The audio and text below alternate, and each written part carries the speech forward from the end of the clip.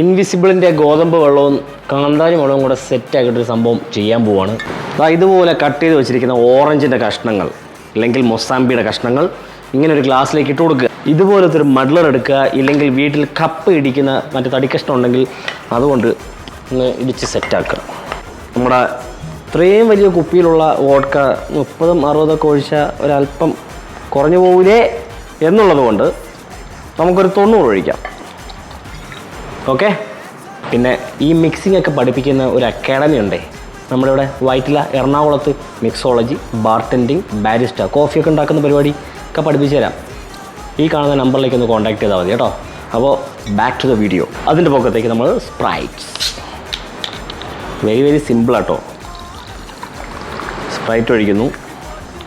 കുപ്പിയുടെ അടിയിലേക്ക് പോയ പച്ചമുളകിനെ ഇങ്ങനെ പുറത്തേക്ക് എടുത്തിട്ട് കണ്ട ഓൾറെഡി ഇങ്ങനെ കീറി വെച്ചിരിക്കുക പച്ചമുളക്.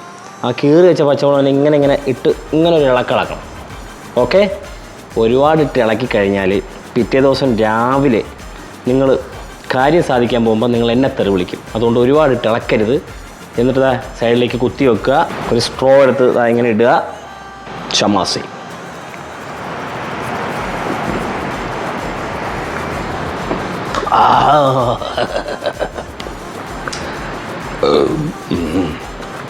അടിപൊളി സാധനം.